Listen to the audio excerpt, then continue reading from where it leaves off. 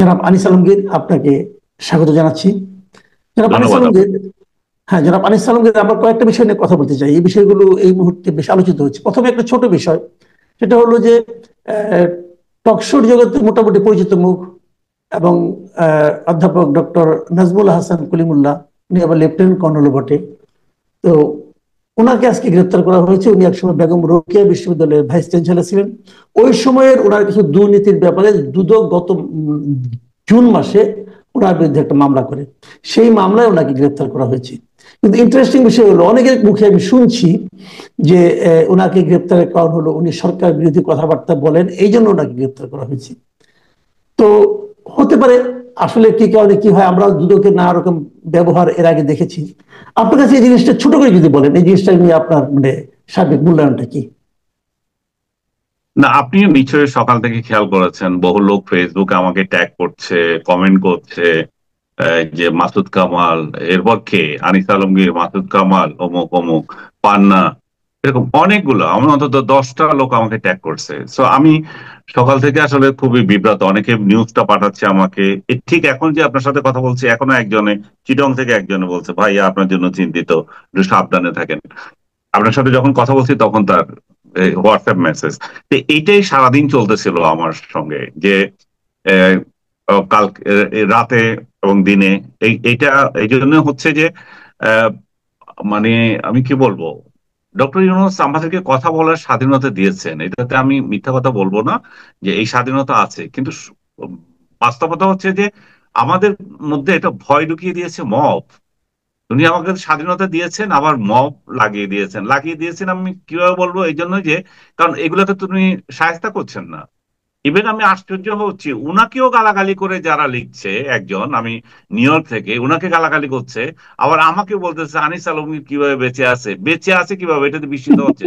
মানে আমাকে হত্যা করাটা টার্গেট। তো হুম। ডক্টর ইউনূসকে গালি দিচ্ছে, আমাকে গালি দিচ্ছে, যাকে যখন ইচ্ছা গালি দেওয়া যাচ্ছে, পলাতক ইউটিউবাররা। তো এরা যদি এভাবে গালি দিতে পারে, দেশের মধ্যে যদি কথা বলার জন্য এই যে আজকে যে ঘটনাটা ঘটলো, যে আপনার গত রাতে যেটা আর কি, যে আহ, এই গাজীপুরে যে একজন জি। সাংবাদিক, তুহিন নামে একজন সাংবাদিক, একটা পত্রিকার রিপোর্ট আসছে ওইখানকার, হুম। বোধহয় ঢাকায় স্টাফ রিপোর্টার, হুম। এই পত্রিকা দৈনিক প্রতিদিনের কাগজ এবং গাজীপুরের রিপোর্টার হিসাবে কাজ করতো, তাকে প্রকাশ্যে অস্ত্র দিয়ে ধাওয়া করে কুপিয়ে হত্যা করছে। চিন্তা করে দেখেন, কুপিয়ে হত্যা করছে এই দেশের মধ্যে, এবং প্রকাশ্যে অনেক লোক দেখছে, তারা কিছু করছে না। তাহলে রাইট। সমাজ কোন জায়গায় গেছে? সমাজের আর কত পতন হলে বলবো যে আমরা আইন শৃঙ্খলা পরিস্থিতি খারাপ না? মানে আর মানে মানে এর এর থেকে কত খারাপ হলে সরকার নিজে স্বীকার করবে যে আইন শৃঙ্খলা পরিস্থিতি খারাপ না? কারণ মানুষ একজন সাংবাদিককে কুপিয়ে হত্যা করছে, এবং অভিযোগ কি, সে এবং নাকি প্রকাশ্যে। প্রকাশ্যে, প্রকাশ্যে। এবং ওখানে লোকজন দেখছে দাঁড়িয়ে, তারাও কিছু করতে পারছে না। তো এই যে বিষয়টা, কলিমুল্লাহকে গ্রেপ্তার, এই যে লোকগুলো এইভাবে যে সাংবাদিকদের নির্যাতন, কথা বলার যে একটা ভয়, সবগুলো মিলিয়ে উনি যে ডক্টর ইউনূস যে বলছেন যে আপনারা কথা বলতে পারেন, সেটা আসলে বাস্তবে রূপ নিচ্ছে না। বাস্তবে আমি কথা বলছি, আপনি কথা বলছেন, আমরা কয়েকজন কথা বলছি, কিন্তু মানুষের ভয় তো কাটছে না। মানুষ তো মনে করছে যে এই এই কথা বলার জন্য এদেরকে গ্রেপ্তার করা হচ্ছে, এবং কথা বলার জন্য কলিমুল্লাহকে গ্রেপ্তার করছে। এবং এটার একটা কারণ হতে পারে, কলিমুল্লাহর বিরুদ্ধে অভিযোগ, রাতের ভিসি থাকাকালে উনি অনিয়ম করেছেন, প্রায় 4 কোটি টাকার মতো ওনার আত্মসাতের অভিযোগ। আজকে দেখলাম যে মামলা, ওনাকে একা পরে নিয়ে গেছেন, জেলে দিয়েছেন, সবকিছু আইন মতোই হচ্ছে। কিন্তু কথা হচ্ছে যে এই আমলে তো 400 কোটি টাকা দুর্নীতি বা যেগুলো ছিল, অভিযোগ উঠছিল, তারা কোথায়? দুদক তাদেরকে কি করেছে এই পর্যন্ত? তাদেরকে তো কেউ ধরে নাই। এই যে আসিফ বলে যে উপদেষ্টা আছে, তার 2জন সহযোগীর কথা উঠছিল। তারপরে এই যে বই ছাপাই করতে গিয়ে যে একজন সমন্বয়, তানভীর। হ্যাঁ, তানভীর। সে যে 400 কোটি নাকি আরো কয়শো কোটি টাকা আত্মসাৎ করেছে, তো এদেরকে শুধু বিদেশ যাওয়া বাধা দিয়ে রাখছে, কলিমুল্লাহকেও বিদেশ যাওয়া বাধা দিতেন, তাকে গ্রেপ্তার করলেন কেন? মামলার মতো চলতে দিতেন। এই সমস্ত কারণে পাবলিক বিশ্বাস, আমি ব্যক্তিগতভাবে বিশ্বাস করি যে কলিমুল্লাহ সাহেবকে যে দুর্নীতির মামলায় গ্রেপ্তার করেছে, আপনি কথা বলতে পারছেন, আপনি সমাজে উচ্চ স্তরের লোক, তাই বলে যে আপনাকে মাফ করে দেবে তা না, আপনার বিরুদ্ধে মামলা চলতেই পারে। কিন্তু কলিমুল্লাহকে আপনি ধরে নিয়ে যাবেন আর বাকিদেরকে ছেড়ে দেবেন, তাতে তো সন্দেহ দেখা দেয়। আবার জি কে শামীম নাকি একজন আসছে যে শেখ হ্যাঁ, হাসিনার আমলে যত সব টেন্ডারবাজি করতো, এবং সেই লোকটাকেও দেখলাম ছাড়ে দিয়েছে। ছেড়ে দিছে। তাহলে হ্যাঁ, হ্যাঁ, ছেড়ে দিছে। হ্যাঁ, মামলা আমি দেখেছি, ইয়ে পেয়েছে, জামিন পেয়েছে, কি এরকম একটা নিউজ। তো জি কে শামীমের মতো দুর্নীতিবাজরা বের হয়ে যায়, আর 4 কোটি টাকার দুর্নীতির অভিযোগ যার বিরুদ্ধে আছে তাকে মানে মামলা চলতে না দিয়ে তাকে ডাইরেক্ট বাড়ি থেকে তুলে নিয়ে গ্রেপ্তার করতেছেন। এগুলো তো প্রশ্ন দেখা দেয়, এবং এগুলো এগুলো সরকারের ইমেজটাকে নষ্ট করে দেয়। সরকার যে কথা বলার স্বাধীনতা দিয়েছে বলছে, সেই স্বাধীনতা আসলে মানুষ পায় না। মানুষ মানুষ মনে করে না যে আসলে স্বাধীন। এবং সত্যিকার অর্থে কি আমি আমি আপনি আমরা আমাদের মধ্যেও তো একটা ভীতি কাজ করে অন্তর্মহলে। আমি আমি মনে করি যে ঠিক আছে, আমি তো, আমাকে কেন কেউ একটা মন্দ কথা বলবে, কারণ আমি তো কোনো অপরাধ করি নাই, কারণ আমি তো কোনো দুর্নীতি করি নাই, আমি তো কোনো সরকার প্রধানের সাথে বাইরে যাই নাই, কোনো সরকার প্রধান তো ফ্ল্যাট বাড়ি গাড়ি আমাকে দেয় নাই। তো আমার কোন ঠেকা পড়েছে যে আমার ভয় করার? কিন্তু সরকার না ধরুক, সরকার যে এই চাপাতিওয়ালা কাউকে নামিয়ে দিল, পিছনে আসলে এই যে সাংবাদিকদের যে কপিয়ে গেল, সেরকম যদি পরিস্থিতি থাকে, তাহলে কি করে আমরা সরকারের পক্ষে কথা বলি? এই সরকারকে বলি যে এই সরকার থাকুক আরো। এই জন্যই তো বলি যে ভাই, যত তাড়াতাড়ি পারেন আপনি নির্বাচন দিয়ে জাতিকে রক্ষা করেন। আপনার আচ্ছা, যে যখন আপনি সামর্থ্য। নির্বাচনের কথাই বললেন, আমি এই নির্বাচন প্রসঙ্গে একটু আসি। যেহেতু নির্বাচনের কথাটা উঠলো, নির্বাচনে একটা উনি একটা সম্ভাব্য সময়সীমা অলরেডি ডিক্লেয়ার করেছেন। এটা নিয়ে মানুষের মধ্যে অনেক দ্বিধা ছিল, সমস্যা ছিল, কিন্তু উনি ঠিকই ডিক্লেয়ার করলেন যে সম্ভাব্য ফেব্রুয়ারিতে নির্বাচনটা হতে পারে। এবং এটা হওয়ার পর আমরা দেখছি নানা ধরনের মিশ্র প্রতিক্রিয়া। এবং তারপরও কিছু কিছু লোকের মধ্যে দেখছি যে নির্বাচন আদৌ হবে কিনা সে নিয়ে সন্দেহ প্রকাশ করছেন অনেকে। কেন করছেন আমি বুঝতে পারছি না। আবার আজকে নির্বাচন কমিশনার দেখলাম, চিফ ইলেকশন কমিশনার, তিনি বলছেন যে সবাই যদি ফাউল করে সবাইকে তো লাল কার্ড দেখানো যাবে না, কাজেই এটা নাকি তাদেরও দায়িত্ব নির্বাচন ঠিকঠাক মতো করা। তো এই সব মিলিয়ে নির্বাচনের তারিখটাকে আপনি কিভাবে দেখছেন? এটা কি আপনি কি আশা করেন সে সময় হবে, অথবা হলে কি করতে হবে, কি করণীয়, এগুলো নিয়ে? ভাই আমি আশা করি না, কিন্তু আমি চাই যে হোক। এত আশা টাশা আর চাইতেছি না আমি, ভাই ইলেকশন দিয়ে আপনি বিদায় নিন, এটাই চাইতেছি। এবং উনি কি করবেন না করবেন এগুলো দেখতেছি না। তুমুল ঝগড়ার মধ্যে, তুমুল মারামারির মধ্যেও আপনি ইলেকশন দেন, বর্ষা শীত গ্রীষ্ম কিছু দাঁড়িয়ে না, প্রাকৃতিক দুর্যোগ, সেদিন যদি এই দেশে 100 মিলিমিটার বৃষ্টি হয় তাও আপনি ইলেকশন দেন, আপনি যান ভাই। এটা হচ্ছে আমার ইয়ে। এখন আপনি ইলেকশনটা, আপনি যদি বলেন যে তাত্ত্বিক অর্থে এখানে বাধা কি, একটা হচ্ছে যে আইন শৃঙ্খলা পরিস্থিতি ভালো নাই, দ্বিতীয় জিনিসটা হচ্ছে এটা ইনক্লুসিভ ইলেকশন হবে কিনা, আওয়ামী লীগ কি ইলেকশনে অংশগ্রহণ করতে পারবে না পারবে না, সরকারের তরফ থেকে এটা স্পষ্ট এখনো বানিয়ে আসে নাই, এটা দেওয়া দরকার। কারণ এই আওয়ামী লীগ এবং তার সহযোগীরা এই ইলেকশনে অংশ নিতে পারবে কিনা সেটা একটা বড় প্রশ্ন। এবং তারা অংশ না নিলে এই ইলেকশনের ভবিষ্যৎ কি হবে?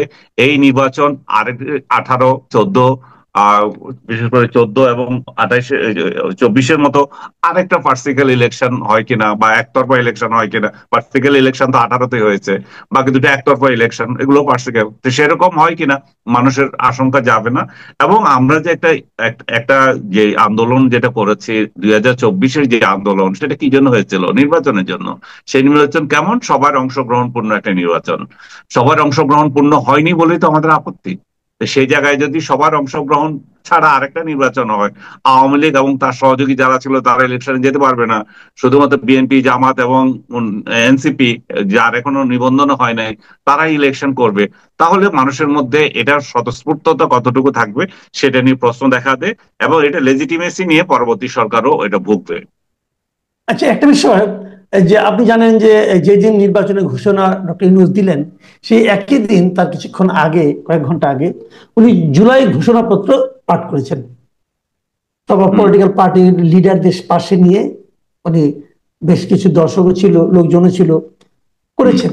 সেটাতে যে জিনিসটা দৃষ্টিকটুর মতো লেগেছে আমাদের কাছে, যে এনসিপির শীর্ষস্থানীয় নেতা হিসেবে যাদেরকে আমরা চিনি, বা যাদেরকে আমরা এনসিপির মুখ বলতে পারি, ফেস বলতে পারি, সেরকম হাসনাত আব্দুল্লাহ, পাটোয়ারি, তাসনিম জারা, সার্জিস আলম এরা চলে গেলেন কক্সবাজারে। এবং হুম। এটা নিয়ে বেশ হইচই হলো, নানা রকম গুজবও তৈরি হলো। এবং গুজবে বলা হলো যে ওরা নাকি পিটার হাসের সঙ্গে মিটিং করছেন। পিটার হাসের প্রসঙ্গে আমি পরে আসবো ফিনিশিং এ। এখন এই জায়গাটাতে আসি, এনসিপি যাদেরকে শোকজ করলো, শোকজ ওরা কিন্তু এখনো ওখানে আছে যতটুকু আমি জানি। হাসনাত আব্দুল্লাহ তার জবাব দিলেন, পাটোয়ারি সবাই আল্লাহ তার জবাব দিলেন। হাসনাত আব্দুল্লাহ জবাবটা আমার ইন্টারেস্টিং মনে হয়েছে। উনি বলেছেন যে জুলাই ঘোষণাপত্র পাঠের অনুষ্ঠানে ঐক্যের হুম। পরিবর্তে বিভাজন, শহীদ ও আহতদের পরিবর্তে কিছু মুষ্টিমেয় গোষ্ঠীর কথা বা মতামত প্রাধান্য পাওয়ায় সেখানে হুম। উপস্থিত থাকার প্রয়োজন বোধ করেনি উনি। আরেকটা বলেছেন, এটি ছিল একটা অসম্পূর্ণ জুলাই ঘোষণাপত্রের প্রতি আমার নীরব প্রতিবাদ, মানে ওখানে যাওয়াটা। আপনি কিভাবে দেখছেন এটাকে? আমি একটু সিম্পেদাইজ হতে চাই। আপনি যত কথা বলি আমরা, আসনাদ আব্দুল্লাহ, নাহিদ, এরা হচ্ছে এই আন্দোলনের মুখ। তো বড় ধরনের আমরা যদি কাউকে দেখি, এরাই এই সমন্বয়করা এই আন্দোলন করেছে। আমাদের রাজনৈতিক দলগুলো যতই লাফালাফি করুক যে আমরা হেন করেছি তেন করেছি, অবশ্যই করেছেন, আপনাদের অবদান অবশ্যই আছে। কিন্তু যেই কারণ নিয়ে, যে ইস্যুস নিয়ে আন্দোলনটা চূড়ান্ত রূপ নিল, সেখানে সমন্বয়কদের ভূমিকা আছে। ডক্টর ইউনূসের দরকার ছিল সব কয়টা সমন্বয়ক, এখানে তো হাজার হাজার সমন্বয়ক নেই, সব কয়টা সমন্বয়ককে দাওয়াত দেওয়া এবং সেখানে বসানো। নিচে অনেক জায়গা ছিল, সেই জায়গাতে তারা বসতে পারতো, কিংবা মঞ্চের পেছনেও বসতে পারতো। এবং এখানে এমন একটা মঞ্চ করেছেন উনি, আপনি দেখেছেন বৃষ্টি স্নাত এক সন্ধ্যায় উনি একা একা ওখানে বসে আছেন 3-4 জন। আর সামনে ও সারিতে কতগুলো ছাত্র নেতা অমুক তমুক বসছে, কয়েকজন সমন্বয়ক বসছে। আর বহু দূরে বারান্দা ইয়েতে আপনার ঘেরাওর বাইরে গিয়ে এই আম জনতা। এটা কি ধরনের একটা সভা? কিসের ডক্টর ইউনূসের এত কিসের ভয় যে লোকজনকে সামনে নিয়ে সমাবেশ করতে ওনার এত ভয়? এই এই ছেলেগুলো যারা আন্দোলন করেছে তারা তো যেতে পারতো, তারা তো বসতে পারতো। আমার কোনো খায়েশ নাই যে আমার ওইগুলো দেখার জন্য। যে সমস্ত সাংবাদিক গুলোকে উনি ডেকে নিয়েছেন তাদের হয়তো অনেকের খায়েশ ছিল, কিংবা তিনি তাদেরকে মনে করছেন যে মহা সাংবাদিক, তাদেরকে না নিলে, না ডাকলে বোধহয় অনুষ্ঠান হচ্ছে না। আমি তো সেটা মনে করি না। উনি বিটিভিতে দিয়ে দিচ্ছেন, জাতি দেখতেছে উনি কি বলতেছেন। সেখানে দরকার ছিল এই ছেলেগুলোকে সামনে বসানো। আসনার, সার্জিস, আরো যারা যারা ওইখানে ইয়েতে ছিল না, আমি মনে করি যে তাদের সত্যি এটা একটা নীরব প্রতিবাদ, তাদের সেখানে ডাকা উচিত ছিল। এবং তাদের যে অভিযোগ যে আমাদের আমাদের কথাটা যথাযথভাবে ওখানে প্রতিফলিত হচ্ছে না, হতে পারে তারা তারা তারা তো দীর্ঘদিন দেখেছে। এবং এটা জনতার অভিপ্রায় বলে যে যেগুলো চালিয়ে দেওয়া হলো, আসলে কোন জনতার অভিপ্রায় আসনাদ যে প্রশ্ন তুলেছে, সেটা হতে পারে। সবচেয়ে বড় যে বিষয়টা আমার মনে হয় যে জুলাই সনদটা আসলে নিয়েই আসল মূল গলদ। সনদটা কি রাষ্ট্রের সিস্টেমের পরিবর্তন, না ভবিষ্যতে তাদের যে নিরাপত্তা এবং বিচারের হাত থেকে তাদেরকে বাঁচার জন্য একটা সাংবিধানিক যে গ্যারান্টি চায় তারা, সেই গ্যারান্টি এখানে দেওয়া হচ্ছে? এখানে দেখেন তাদের মধ্যে একটা ভীতি কিন্তু কাজ করছে। এই সরকার যদি চলে যায়, বিএনপি বা আদার্স যারা যদি ক্ষমতায় আসে, তারা আসলে কতটা ট্রিটমেন্ট পাবে। এবং আওয়ামী লীগ যে তাদেরকে পিটিয়ে মারবে না, সেটার কোন গ্যারান্টি আছে? আমি তো বহুবার বলি, আওয়ামী লীগ এই যে আজকেও আপনি গতকাল দেখেন যে জুলাই ভাস্কর্য যেটা টিএসসি তে ছিল সেটা ভেঙে দিয়েছে। এবং আমি সেই সূত্রে ধরে বলছি যে প্রথম আওয়ামী লীগ যদি সুযোগ পায়, প্রথম যেটা ভাঙবে সেটা হচ্ছে যে জুলাই জাদুঘর যেটা বানাচ্ছে গণভবনে, প্রথম ভাঙা হবে ওইটা। আপনি খেয়াল করেন এটা। অনেকে বলবে যে আপনি কি উস্কানি দিচ্ছেন, যেমন আমি বলেছিলাম মব সংস্কৃতির জন্য ডক্টর ইউনূসের বাড়ি হামলা হবে, তখন বলছে যে আমি নাকি উস্কানি দিচ্ছি। বাবা, উস্কানি দিচ্ছে না। এগুলো হচ্ছে, এগুলো লিখে রাখেন, এগুলোই হবে, কারণ এগুলো এভাবেই হয়। আপনি যখন এক প্রতিহিংসা তৈরি করেন, এভাবে হবে। জাদুঘরের কি অভাব পড়েছিল? জাতীয় জাদুঘর বাদ দিয়ে আপনি ওইখানে আবার জাদুঘর বানাতে চাচ্ছেন কেন? ওইটা তো শেখ হাসিনার বাপের বাড়ি না। ওইটা তো যে কোনো প্রধানমন্ত্রী আসবেন তিনি সেখানে বসবেন, সংসদের পাশে এবং প্রধানমন্ত্রীর কার্যালয়ের পাশে। তো এরকম একটা জায়গাকে আপনার কোন কারণে এটাকে আপনি মানে জুলাই জাদুঘর ওখানে বানাতে হবে? জুলাই ওখানে কি ঘটেছিল? ওই জাদুঘর ওইখানে জুলাই ওইখানে বঙ্গভবনে কি কাকে হত্যা করা হয়েছিল যে এই হত্যা করেছিল, এখানে এতজন ইয়ে হয়েছিল, এই জন্য এটা জাদুঘর করবো? যাই হোক, দীর্ঘ আলাপ, আমি এটাতে যাইতে চাই না। আমি বলতে চাচ্ছি যে যে রিভেঞ্জ গুলা সেভাবে হবে, এবং আওয়ামী লীগ আসলে সত্যিকার অর্থে এগুলা এগুলার শিকার হবে। আমি আজকে আরেকটা ভিডিওতে দেখলাম নিউ ইয়র্কে একজন জুলাই যোদ্ধাকে পিটানো হচ্ছে। সেটা কে করছে? এই যে আওয়ামী লীগের লোকেরাই করছে বাইরের। তার মানে কি হচ্ছে, আমাদের এখানকার সংস্কৃতি, এখানকার প্রতিহিংসা এটা বাইরেও চলে যাচ্ছে। তো আপনি যদি মনে করেন যে এই দিনই শেষ দিন, আর দিন আসবে না, মানে আর দুনিয়ার আর কোনো পরিবর্তন হবে না, আপনি শেষ সরকার, এরপরে কোনো সরকার আসবে না, এবং গদি উল্টে গেলে যে কি হবে প্রতিদিনে বলি, সেটা আপনি চিন্তা করছেন না, কারণ আপনি ইনক্লুসিভ সোসাইটি করেন নাই। যেটা আপনার দরকার ছিল, সবাইকে নিয়ে ইলেকশন করা, যারা অপরাধী তাদেরকে সাজা দেওয়া, এবং দেশটাকে এগিয়ে নিয়ে যাওয়া, মুক্তিযুদ্ধ অমুক্তিযুদ্ধ এই সমস্ত বিতর্কের বাইরে গিয়ে আমরা আগে যাওয়া। কিন্তু আপনি আওয়ামী লীগের ইয়ে চাচ্ছেন, আওয়ামী লীগ ক্ষমা চাক সেটা চাচ্ছেন। ভালো কথা, আওয়ামী লীগ বলছে আমরা যদি দেশে আসি, আমরা যদি রাজনীতি করতে পারি, ক্ষমতা আইবো। কিন্তু 71 সালে যারা অপরাধ করেছিল, যাদের অপরাধের দায়ে যে 10 জন ব্যক্তির এখানে সাজা হয়েছিল, তাদের ক্ষেত্রে তো আপনি বলছেন না যে এরাও মাপ চাইতে হবে। আপনি আমাকে কিছুক্ষণ আগে বলছিলেন যে কয়েকজন বিবৃতি দিয়েছে যে জামাত হুম, হুম। যাতে ক্ষমা চায়। জামাত এটা এটা এটা যারা চাইতেছে তারা কতটুকু, আমি জানি না কতটুকু আন্তরিকতার সাথে চাইছে যে জামাত ক্ষমা চাক। জামাত ক্ষমা চাইবে কি চাইবে না সেটা তার দলীয় সিদ্ধান্ত, এবং সেটাতে বুদ্ধিজীবী হিসাবে বলাই যাইতে পারে ক্ষমা চাক কি না চাক। কিন্তু জামাতের এই পর্যন্ত কার্যকলাপে তো দেখা যায় নাই যে তারা 71 সালের জন্য কোনোদিন ক্ষমা চাইছে, ক্ষমা চাক। তো একই বিষয়টা আওয়ামী লীগ বলবে যে তোমরা আজকে 54 বছর পর্যন্ত ওদের মুখ থেকে একটা শব্দ বের করতে পারো না। যারা এখনো মনে করে যে, যাদের প্রমাণিত দলিল রয়ে গেছে, যারা যে 71-এর গণহত্যায় জড়িত ছিল, আলবদর আল আল শামস গঠন করে, এবং আলবদর বাহিনী নিয়ে, আলবদর নিয়ে একটা বইও দেখলাম আমি, পাকিস্তান থেকে বের হয়েছে। সেই আলবদরেরা কিভাবে কাজ করছে, মুজাহিদ এখানে কিভাবে আলবদরের নেতা ছিল, সব বিস্তারিত বর্ণনা আছে।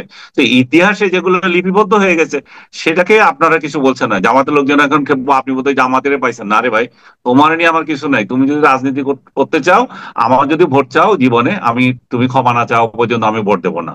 তুমি রাজনীতি করো, তোমাকে রাষ্ট্র অধিকার দিয়েছে, সেটাতে আমার কোনো মাথা ব্যথা নাই। আমি আমি কোনো সাংবাদিক হিসাবে কোনো রাজনৈতিক দল আহ কি করবে, সরকার কে থাকবে, এগুলো নিয়ে আমাদের মাথা ব্যথার কিছু নাই। কিন্তু যেগুলো সমালোচনা করার সেটা করবো, সেটা সরকার হোক, জামাত হোক, বিএনপি হোক, যারাই আসুক। এটা হচ্ছে বিষয়। তো আমি যেটা জি। বলছিলাম, হাসনাতরা এই হাসনাতরা এখানে রাগ করার মতো কিছু থাকতেই পারে। তাদের তাদের আশঙ্কা থাকতে পারে যে এই সরকার যদি চলে যায়, তাদের আইনগতভাবে তাদের সুরক্ষা কিভাবে হবে, সেই সমস্ত আশঙ্কা থেকে তারা রাগ করতে পারে। এখানে তো আওয়ামী লীগ নাই যে তারা বলবে যে আওয়ামী লীগকে এই সুবিধা দিচ্ছে। আওয়ামী লীগকে তো তারা নিষিদ্ধ করে দিয়েছে। সবকিছু মিলিয়ে তাদের রাগ করার উপর তো সরকারের উপরই, কারণ সরকারকে তারা বসিয়েছে, সরকার নিজেই স্বীকার করে। এই হচ্ছে পরিস্থিতি। কিন্তু আমি সিম্পেথাইজ তাদের জন্য, জি। কারণ তারা যে রাগ করে গেছে, সে রাগের আমি মনে করি যে আমিও যদি এই জায়গায় থাকতাম, আমারও রাগ হতে পারতো। আমি মজা করেছিলাম যে তারা সেদিন যেদিন ওইখানে গিয়ে দেখছে সমুদ্র বিহারে গেছে, তো আমি ওদিন ঢাকা শহরে আমিও আনন্দে ছিলাম, খিচুড়ি খাচ্ছিলাম। যাই হোক, আরেকটা আমি শেষ প্রশ্নটা করি। এটা হয়তো একটু অন্যরকম প্রশ্ন, মিডিয়া নিয়ে একটা প্রশ্ন করতে চাচ্ছি। সেটা হলো যে হাসনাত আব্দুল্লাহ এবং সার্জিস এবং ওরা যারা যে 5 জন তারা ওখানে গেল, হুম। এই যাওয়া নিয়ে এবারে প্রথমবার দেখলাম। এর আগে দেখেছি যে এই ধরনের কোন রকম গুজব বলেন অথবা নিউজ বলেন, নিউজকে টুইস্ট করা বলেন, এগুলি হুম। সাধারণত সোশ্যাল মিডিয়াতে হতো। এবারে হুম। আমি হুম। প্রথম দেখলাম যে পিটার হাসের সঙ্গে মিটিং করবেন, এই নিউজটা প্রচার হলো আমাদের আপনার মানে বিভিন্ন রকম কনভেনশনাল মিডিয়াতে, টিভিতে স্ক্রল গেল দেখলাম, এবং পত্রিকাতেও নিউজ হলো দেখলাম। আমি কয়েকটা পত্রিকা দেখে, যুগান্তরে দেখেছি, আমি এরকম মানে মেইন স্ট্রিম মিডিয়াতে দেখেছি। হুম। তো ঠিক আছে, সোশ্যাল মিডিয়াতে অনেক সময় তো এগুলো হয়, কোনো দায় দায়িত্ব নাই, বাট হুম। এগুলি তো দায়িত্বপূর্ণ প্রতিষ্ঠান। কিন্তু তারপরে যখন জানা গেল যে পিটার হাস বাংলাদেশে আসেই নাই, হুম। তখন কি আপনি মনে করেন এই মিডিয়াগুলোর, এই যে মেইন স্ট্রিম মিডিয়াগুলো, তাদের মিনিমাম ক্ষমা চাওয়া উচিত ছিল একটা ভুল সংবাদ দেওয়ার কারণে? অবশ্যই এগুলো একটা নির্লজ্জ সাংবাদিকতা। এগুলা এই সমস্ত সাংবাদিকতাকে আমরা এনকারেজ করতে পারি না। আমার ভালো লাগছে না ভাই, আমি ঢাকা শহর থেকে বের হয়ে কোথাও কোথাও নির্জনে গিয়ে আমি থাকবো। আমার ওই ওই একটা ছেলে ভালোই বলছে, নাসির বোধহয়, যে শুধুমাত্র মিটিং এ যে আলো ইয়ে হয় ব্রেন খুলবে তা তো না। আমি তো একাকিত্বের মধ্যেও আমরা শান্তি খুঁজতে পারি, আমরা আলোচনা করতে পারি। তো তারা যদি কোথাও বেড়াতে যায়, বেড়াতে গেছে, এটা নিয়ে তো হইচই করা, পিটার হাস খোঁজা। আমি আজকেও দেখেছি একজন লিখছে যে পিটার হাসের সাথে তার বৈঠক হয়েছে।